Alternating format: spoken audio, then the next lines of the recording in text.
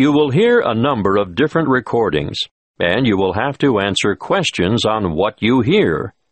There will be time for you to read the instructions and questions, and you will have a chance to check your work. All the recordings will be played once only. The test is in 4 sections. At the end of the test, you will be given 10 minutes to transfer your answers to an answer sheet. Now turn to Section 1. Section 1. You will hear a conversation between a woman making inquiries and a school receptionist. First, you have some time to look at questions 1 to 6.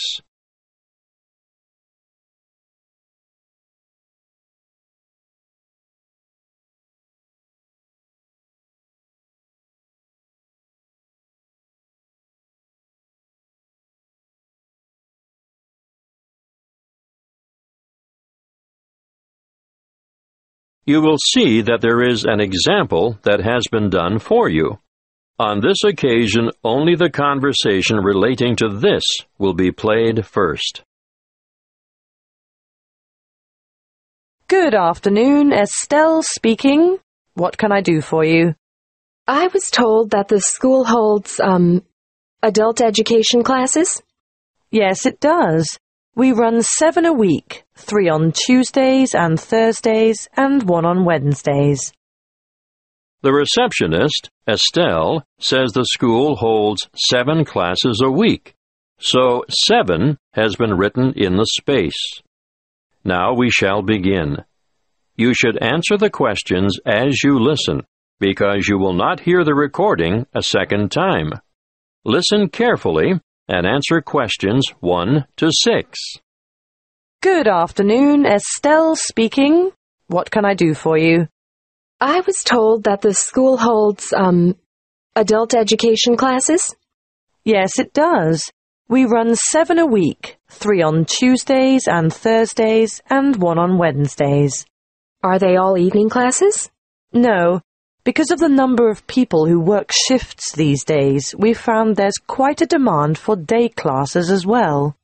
Well, I don't work, and I really want to get out and meet people, so daytime or evening would suit me. What is it you're particularly interested in? Oh, anything really. Okay. On Tuesdays, we have a writing workshop for those people who've always longed to write but are hesitant about putting pen to paper. It's an evening class and runs from 6 to 7:30, but there is a restriction on numbers. Oh! Yes. The tutor has advised us to restrict participants to a maximum of 10 per session, so I'll have to check and let you know if there is room for you. Thank you. Also, on Tuesdays, there is a book club designed for older adults looking to be inspired, to learn and share insights with one another. Are there any restrictions on that? Not really, but you'd have to be able to read the prescribed book each week. You have to read set books, do you? Yes, and keep up with the others by finishing 1 a week. I understand. What else do you have?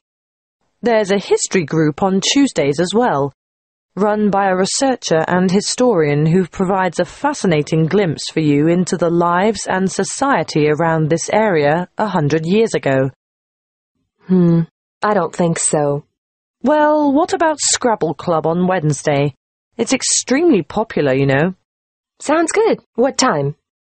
2 to 3:30 in the afternoon. Yes. I think I could manage that.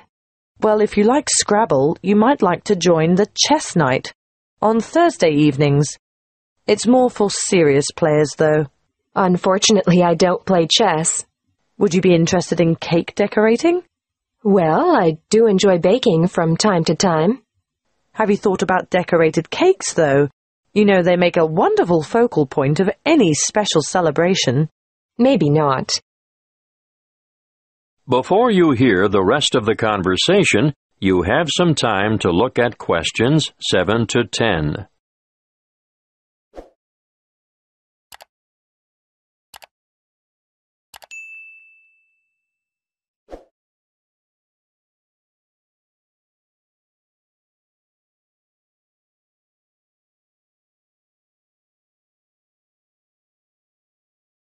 Now listen and answer questions 7 to 10.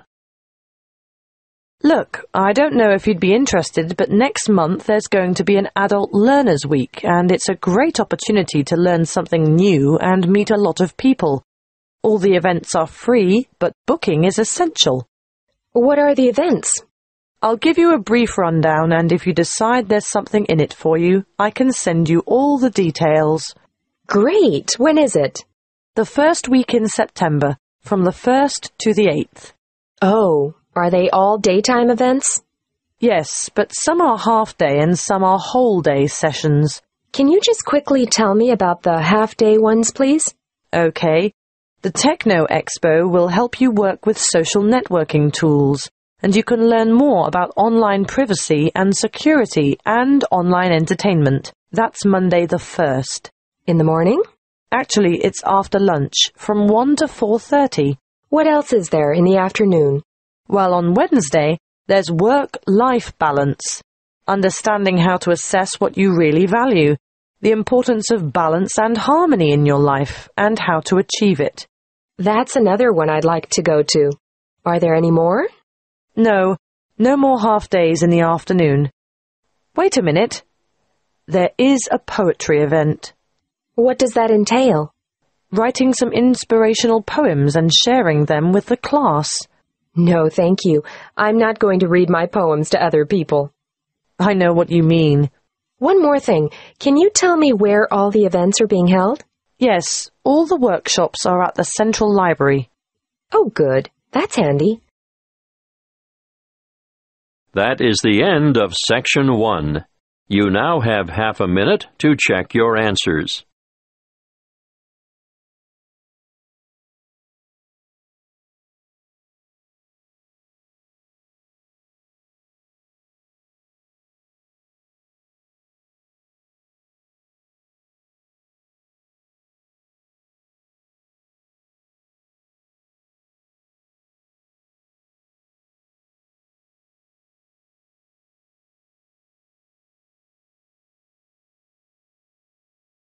Now turn to Section 2. Section 2.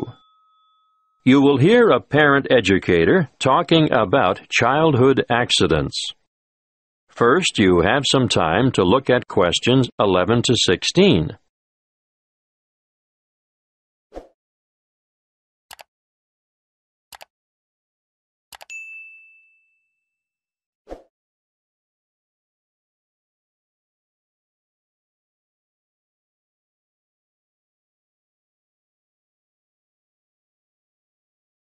Listen carefully and answer questions 11 to 16.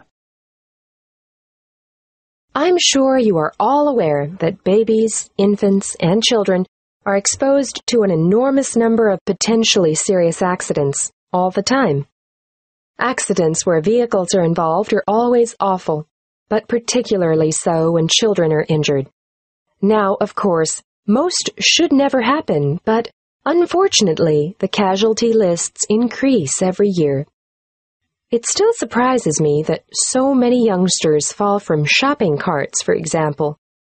With small children, however, the highest proportion of accidents will occur inside the house or in the backyard. Many of the risks are obvious, but are often ill-considered, even in well-organized homes.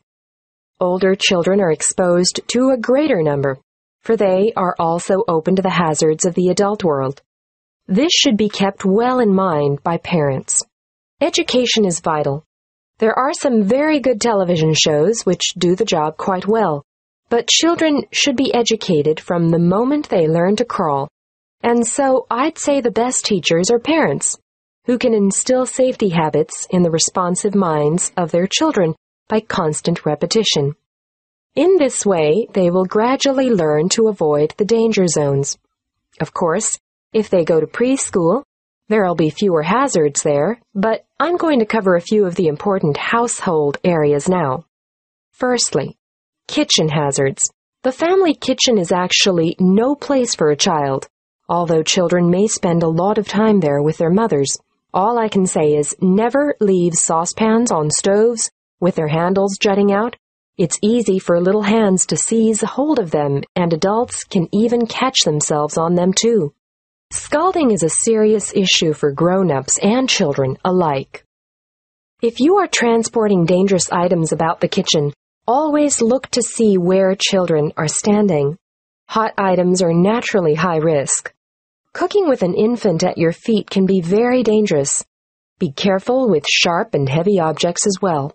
And not the least of dangers is treading on the child, or their hands or feet at any rate. Let's move on to poisoning now. An amazing number of household items are potentially lethal to babies but are often carelessly left around. Bleach, drain cleaner, and similar items should be kept out of reach of infants, who have no idea of their risks. And a word of warning here, never reuse juice bottles as containers for lethal fluids, and never leave these items within access of infants. Playground equipment deserves a mention too. Even in the most skillfully designed playground, accidents occur. We all enjoy the seesaws, but do make sure that they are evenly balanced. Personally, I don't understand the attraction of the roundabout. It makes me feel sick to my stomach. But the little ones enjoy the ride. Swings are great fun, but children just don't understand the danger of a swing suddenly coming back and striking a standing child. The results are often big bruises or even broken bones. Fractured skulls are the worst playground injuries I've seen, and these are common when young ones fall from a height such as the top of a climbing frame. I think the slides are much safer. Whatever your preference, though, be sure to keep a watchful eye on your children in the playground. Before you hear the rest of the talk, you have some time to look at questions 17 to 20.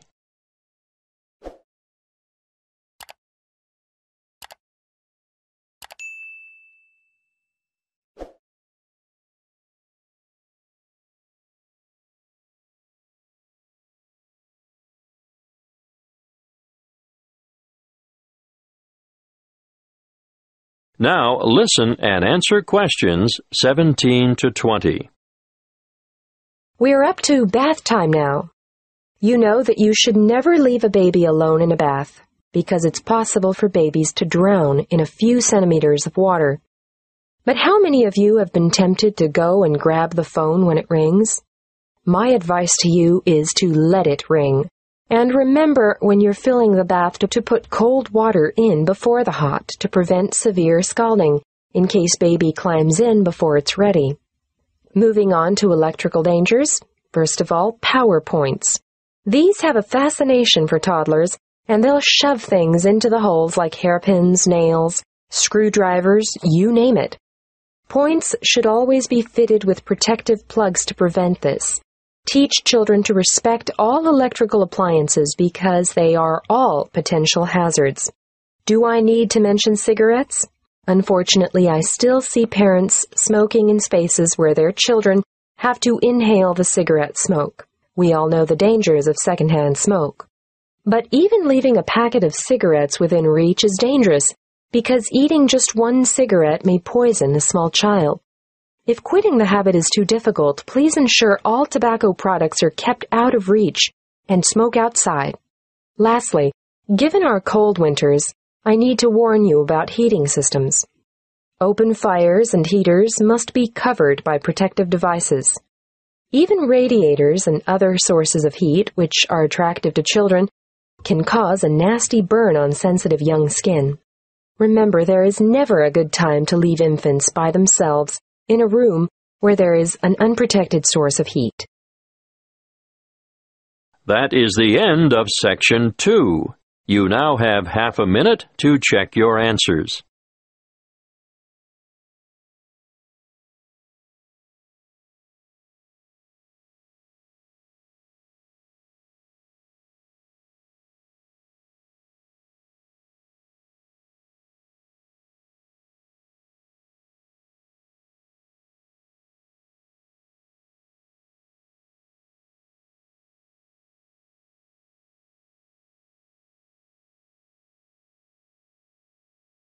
Now turn to Section 3. Section 3. You will hear a conversation between two students discussing an assignment.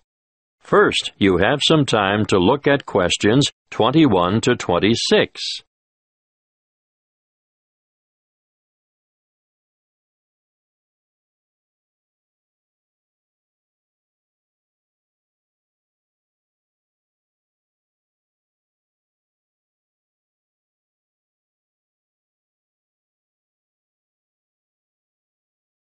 Listen carefully and answer questions 21 to 26. Hi, Opal.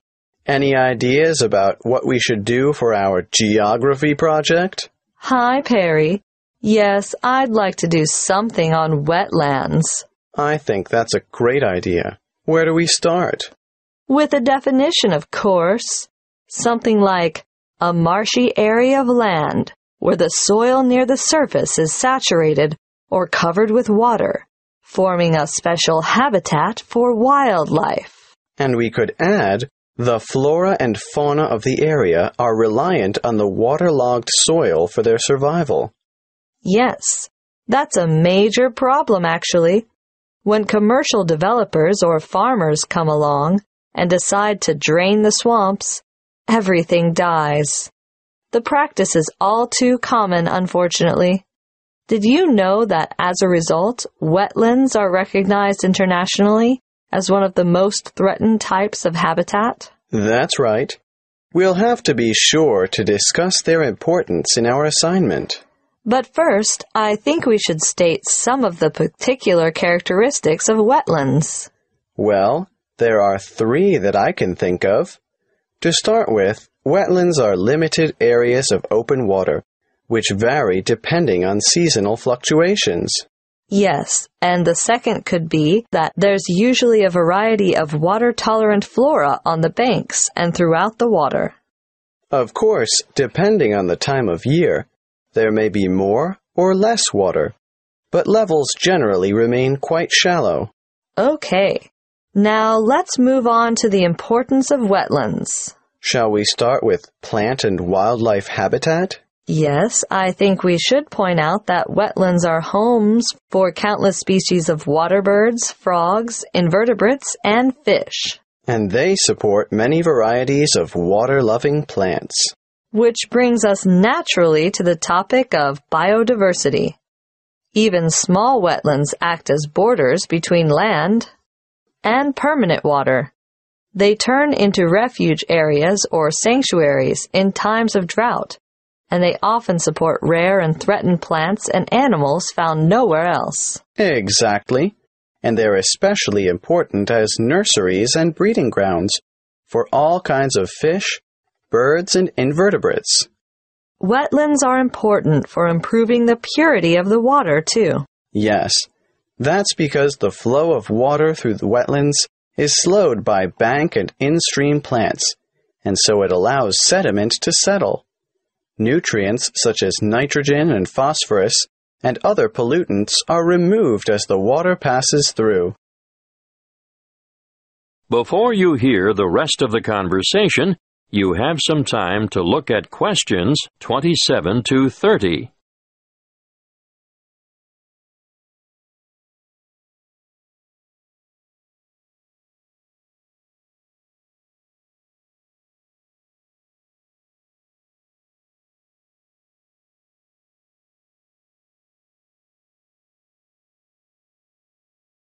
Now listen and answer questions 27 to 30. Okay, at this point, I think we should look at mangroves. They're important for nutrient removal. I think nutrient recycling is more accurate, and biological productivity, because wetlands are really very productive ecosystems. Should we do a food web then? We should do a diagram of some sort showing the importance of mangrove trees, but maybe not a food chain. How about you explain it while I try and sketch it? Right. Well, let's start with the mangrove trees. They're very special because of their aerial roots that allow them to breathe even when the tide is high and their roots are underwater. They can live in salt water, and the salt enters through the roots, travels up to the older leaves, and then these die and drop back into the water. A unique feature of mangroves is their ability to develop leaves on their seeds while they're still on the tree, and the seedlings drop down, planting themselves directly into the mud underneath. Got that. What happens to those older leaves that fall? The fallen leaves, or litter, decay in the water and form a rich mud that feeds bacteria, worms, and small crustaceans. You mean things like prawns and crabs feed on the decomposed leaf? Yes, and even little fish do as well. And bigger fish feed on them? Eventually, the remaining organic matter, which is now just very tiny particles, is taken up through the root system, providing nourishment for the mangrove trees. And the cycle begins all over again. Yes, that's exactly it. That's what we'll call it, the nutrient cycle of mangrove litter. Great. I'll go home and work on this, and we'll meet again tomorrow. Okay, see you then. That is the end of Section 3. You now have half a minute to check your answers.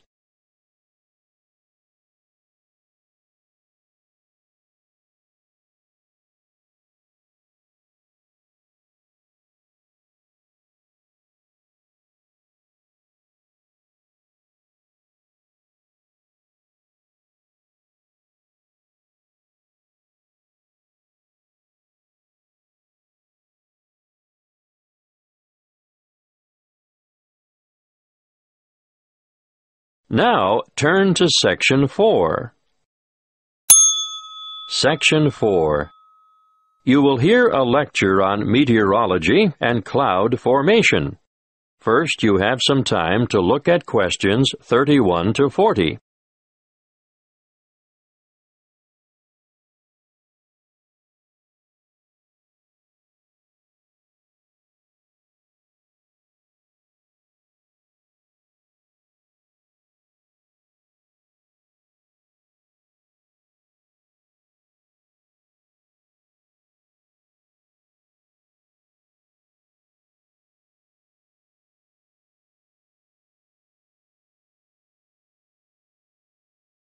Listen carefully and answer questions 31 to 40.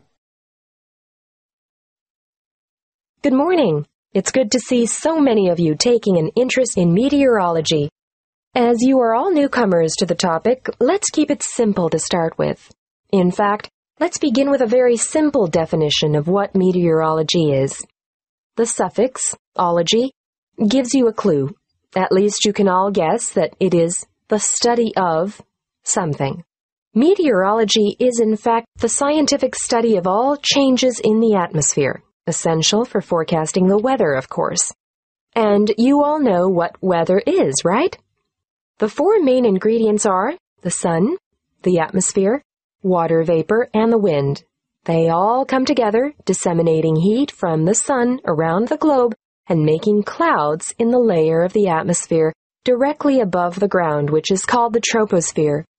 Look up into the sky, and on almost any day of the year, you'll see clouds. Clouds form when water that has evaporated from the surface of the earth condenses onto microscopic dust particles, or other particles, floating in the air. Cloud formation takes different shapes, and they mostly get their names from Latin roots. Now, let's look at the 5 most basic. We'll start with cumulus, which is a low cloud with a white, puffy appearance, and most often composed of water droplets. It gets its name from cumulo, meaning heap, for its typical piled-up appearance. Now let's move on to stratus, from strato, meaning layer. These are the gray, horizontal ones, often with a flat base, that you see on an overcast day, and they too are mostly made up of water droplets. At this point, I should mention fog, which you probably don't even think of as clouds, but fog consists of very low-stratus, ground-hugging clouds. The high-altitude cirrus cloud, on the other hand, is mostly made of ice crystals and appears wispy and thin, almost hair-like in fact. That's where they get their name, from the word cirro, meaning wisp of hair. They are generally fair-weather clouds. Not so the cumulonimbus, the tallest of all clouds. They extend way up into the troposphere, and these are the ones that produce lightning, thunder, heavy rain, strong winds, and tornadoes. Beware the cumulonimbus. You already know what cumulo means, and it won't surprise you to find out that nimbus means rain, and added as a suffix is an indication of cloud's ability to produce precipitation, which could be rain, snow, or hailstones. As this course progresses, you'll learn a lot more about cloud types, but before I finish today, I want to go back to something I mentioned before, dust. It is generally accepted that when water vapor ascends in the process of cloud formation, it condenses onto dust particles. So it was assumed large dust particles would produce larger droplets and enhance the formation of rain. However, recent research has shown the opposite to be true. Droplet size increases the farther the clouds are from dust-filled air. More dust reaching rain clouds produces less rainfall. Scientists have shown that as more and more dust enters a rain cloud, the same amount of water becomes spread out. The resulting smaller water droplets scatter instead of combining and growing large enough to make up raindrops. This study shows that higher dust frequency is not inevitably the result of diminished rainfall, but rather its cause. Therefore, loss of topsoil from overgrazing, overcultivation, or bad livestock management in areas neighboring deserts will contribute to the continuing expansion of those arid regions. Your assignment for this week will be to read up on this research and write a report on how dust from damaged land may exacerbate drought conditions and lead to further desertification of arid areas. In other words, how land use has an impact on climate change. That is the end of Section 4. You now have half a minute to check your answers.